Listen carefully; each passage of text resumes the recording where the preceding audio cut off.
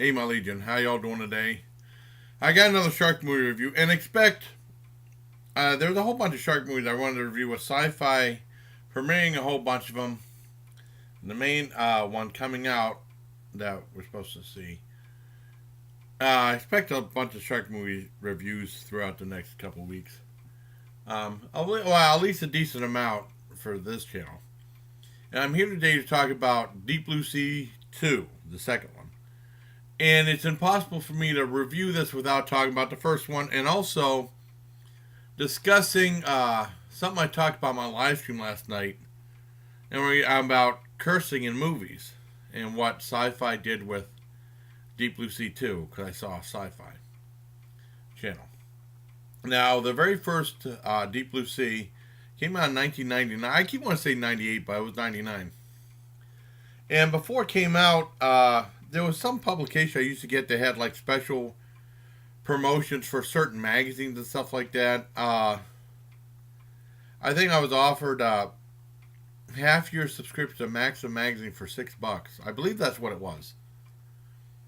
And I decided to get for whatever reason. And then like my friend said, it was just PG-13 rated Playboy, which is true. I mean, it's like a men's magazine talking about like entertainment or trendy spots to eat or travel and stuff like that. Plus, they have like pictorial of a female, but there's no nudity. She just like maybe bikini or like scantily clad, but no nudity. And also, Stacy Keebler had a workout, workout section in it. You know, like 4 pages due to her workout and stuff like that. You see her scantily clad, and that's enough for any guy to want to buy a magazine. And they were talking about upcoming movies in the summer.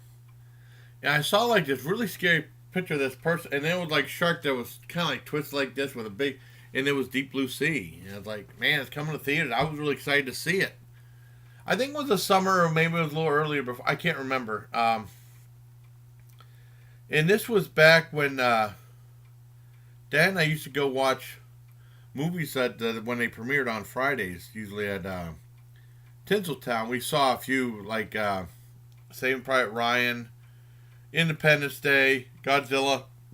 The Thin Red Line, which I really regret watching. That movie sucked. Worst movie about World War II I've ever seen. Yeah, that was an awful movie. And it was weird because we waited in long lines and stuff like that. Well, I would never do that today.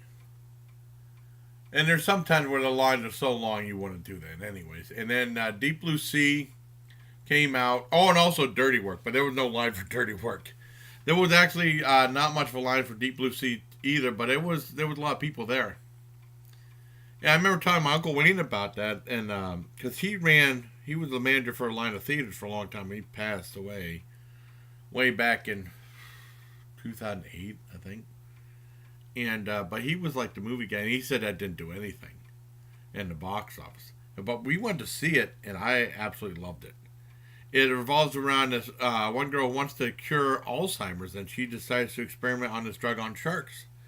And they create this giant race, a thing of super intelligent sharks. I don't know how many there's 4 or 5, I can't remember how many. And they were mako sharks, if I'm not mistaken. And there was this facility out in the middle of nowhere, like an oil rig type thing. And the sharks break in, and it's like a thing of survival between people trying to survive the sharks, and there's LL Cool J, Michael Rappaport, awesome. And I love the movie. It was a lot of fun. And then I found out, I really liked the movie. And I found later on, years later, that people hated the movie. And Rennie Harlan did. I remember really dumb review that Cisco, Ebert and Roper did. Roper just says just Jaws 5. Was it just Jaws 5? The hell of a Jaws 5 sequel for Jaws. Roger Ebert liked it. I mean, I'm a big Rennie Harlan fan anyways. I love Fort Fairlane. And I thought it was a fantastic movie. Then I remember talking about that a lot on YouTube channel. People really were hating on the movie. And they said it wasn't a good movie. The CGI was, they kept saying CGI was bad. I thought the CGI was decent. And there was a big correlation the night I saw Deep Blue Sea. Then later that night at 8 o'clock on Cinemax, they had a premiere of What the hell was it? Shark Attack, the very first one with Lawrence Fishburne in it, and Samuel L. Jackson's in the Deep Blue Sea. And I think that really started a new influx of shark movies because you started, and before Asylum took over with all their crazy ones, New Image had Shark Attack movies like Shark Attack, and the second one had Megalodon, the third one, and then they had Raging Shark, Shark Zone, stuff like that. And then, of course, Asylum took over the reins of all those crazy shark movies. And I love the movie. And I was shocked to find John didn't like the movie because I was talking to him a couple weeks back and he said he was not a fan. I was surprised, but he's not that big on shark movies, I guess. And then I remember earlier in the year, my friend Todd Jeremy Jumper sent me a trailer on Movies from Out. Did you know about this one coming out? And it said Deep Blue Sea. And I had like a scary picture of a shark on the thumbnail for it.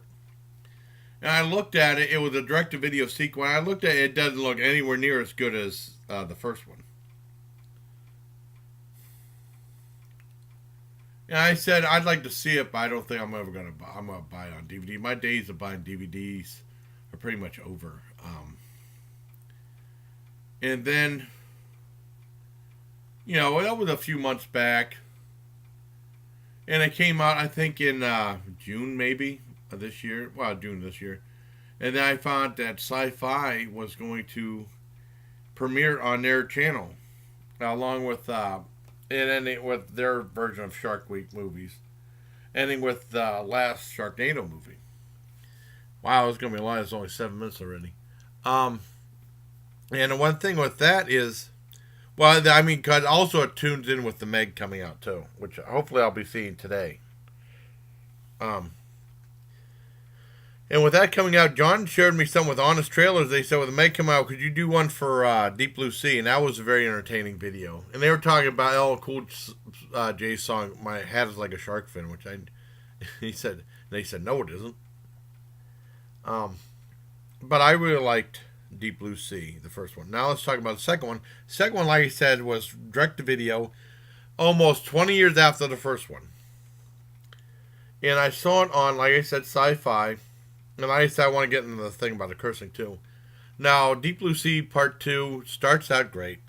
It has two fishermen in a legal finning vessel, which is like, I mean, they did something like this on that beginning of Ghost Shark, if I'm not mistaken. Which is something really heinous that really does happen, where sharks, it's illegal in the shark fin soup. And like, fishermen will capture sharks, cut the fins off, and throw the sharks back in the water to die. Which is awful. I'm scared of sharks, but I mean, that's just incredibly cruel. I think shark fin soup's been outlawed, but they still make it. You know how the rich and famous are.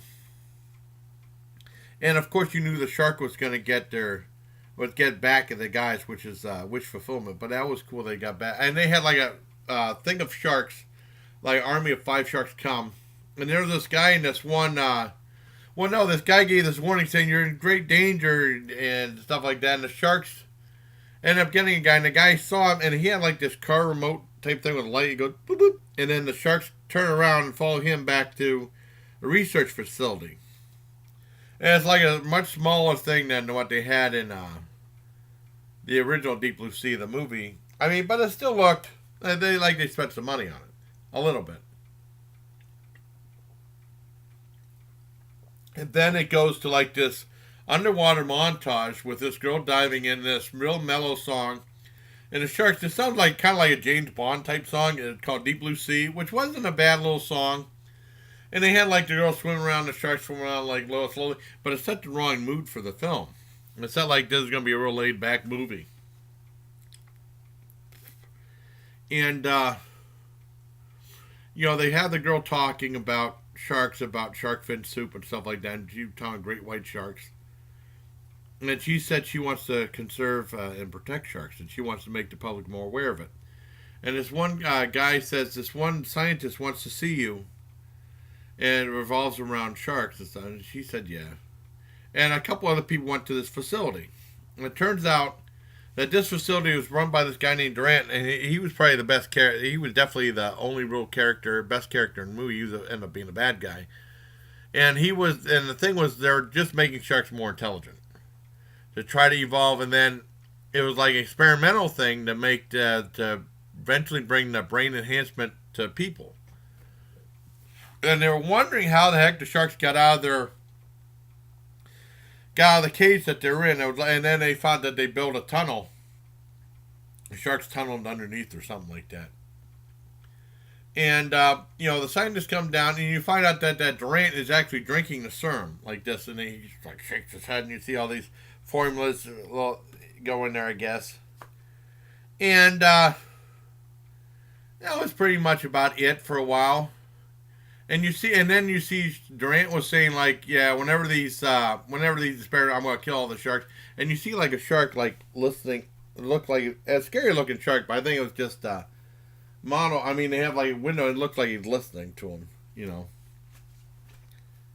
And I mean, so far so good.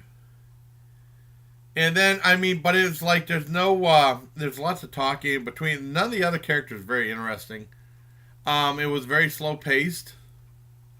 It seemed like there was no sense of urgency. And then eventually, seeing where this guy gets brought down, she brings him back up and she tries to do CPR him, and you didn't feel any connection to any of these characters whatsoever. Durant's a bad guy, and he was very good in the movie. Like she was giving him mouth to mouth, and then he allows on. He came back like, but oh well. And you wondered, there's the ringleader. I think her name was Bella, the female. And you wonder why she was acting different than the other sharks. And then one girl said she was pregnant. And it said, why didn't it come on the DNA? Well, it said probably that stuff you give her probably altered their DNA. And a female should know when another female is pregnant or something like that. And then they still haven't had the part where they get flooded in the thing and the sharks are after them. Which is what I was expecting. But let me get to the cursing. We were talking about on the live stream. Riley was saying like he was surprised about the swearing in Incredibles 2 for a family film. I was like, what swearing? I don't remember. He said they said damn. I was like, well, that's okay for PG. I mean, because they said. I mean, I told him Iron Giant, a family film. Iron Giant had hell damn it and ass. I mean, it had a decent amount of swearing in it. I mean, those words. I know Highcat said Iron Giant's phenomenal, and it is a great movie. And he said, yeah, and it said that's not too bad. Now, Deep Blue Sea had the F word in it. I mean, at least, because it's an R-rated movie, they dropped the F-bomb like 5-6 times, and this one's on between 7 and 9 o'clock at night, what Jim Ross called the family hour. People say, I didn't know that seems pretty extreme for a movie on TV. They dropped the F-bomb they played it on there, which, I was shocked the first time. Really? They're playing that? I'm probably impressed. And then someone was saying, like, USA and sci-fi trying to push the boundary to what they can get away with. I was really surprised by that, but they dropped the F-bombs, and they had some real gore in it, so I don't know how much was uncut. I mean, like I said, I doubt they could show nudity. But I don't think there was any nudity in this movie at all. Highly doubtful. And, well, anyways, that's the thing about it. I mean, by that point, you don't see the sharks that much. There was a part where they had, like, that little thing of water. Samuel L. Jackson was attacked in the first one. The shark came up and bit him and dragged him. And then there was a scene where the guy said, these sharks can kiss my ass. And the one shark came up and bit his head off. That was pretty good. That was the tribute to that. After that, I mean, the shark that was pregnant, when she was giving birth and stuff, I guess she didn't want her babies cooped up. So she tried to, like, tried to ruin the security systems or something like that. I mean, they didn't do that very well. And it looked like, and there was a lot of gasoline was spent. It looked like it would probably kill the sharks. And, I mean, there was no spoilers here. And then came the biggest bait and switch. When the place flooded, because you expected it to do that. It was her babies that went after the guys, not the giant sharks. And you see, like, a scene where the shark and the shark, and I mean, like piranha sharks, and it wasn't scary. You expected the giant sharks. You didn't see the giant shark much after that, except the last 10 minutes. And biggest bait and switch. I mean, I plan on doing a shark review which had little sharks in it, but I knew they were little sharks in it. This one is a big bait and switch, or a little bait and switch.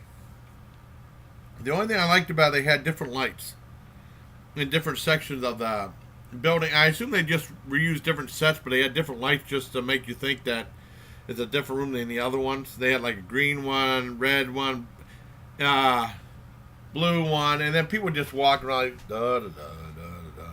Like there was no sense of urgency in it. And that was like a good 45 minutes to the movie or something like that. And then they had, I don't want to give it. There's no real spoilers in that because you knew that was going to happen from the trailer and stuff. But I mean, it was ended up being a real disappointment. You didn't care for the characters. They're really the main bait and switch. You thought that people would be in the water with the giant monsters, and they weren't. The little baby monsters. And it just wasn't very good. It wasn't. It's definitely worth at least one view, especially on Sci-Fi, to hear Sci-Fi have the F-bombs on there, because even on FX during shows like The Shield and stuff like that, they never drop the F-bomb. And even in movies on TV, except for when they had a secret stash on Comedy Central, they never dropped the F-bomb. I mean, this was between 7 and 9 o'clock and at nighttime, the family hour. I was shocked and pretty impressed that they did that. That was cool. So don't feel like you have to run out and buy the DVD. I mean, watch it if you get a chance to watch it on Sci-Fi. Just watch it there. I mean, it's not worth getting. I mean, it started out all right, and then it just kind of started going downhill. It just became less and less interesting, and took the focus off the sharks. Deep Blue Sea was pretty much about the shark and these guys trying to survive, and it was really exciting, intense, with some humor. It was really cool. This one's the opposite. There's no sense of urgency, no real humor, and Durant's a good bad guy. The guy who played, he was a good bad guy. That's about it. I mean, it started out cool. It's kind of faded out into existence. And then when they had explosions, they had you can tell they were miniatures and stuff like that. But it looked like they spent some money on it, probably a couple million. I don't know how much they spent. They spent. I mean, I'm sure they made their money back. I don't know if there's going to be a Deep Blue Sea 3 or not. But I mean, by this one, I don't know. I don't think the franchise had legs. They just decided to make one probably because it's popular Sharknado and stuff. But I hope you like this review. I want to thank Tony Town for also making a very cool thumbnail for Deep Blue Sea. Deep Blue Sea Part 2 for me. So I'm going to upload this. And I hope you liked the video, everybody. And until next time, please, take care of my legion.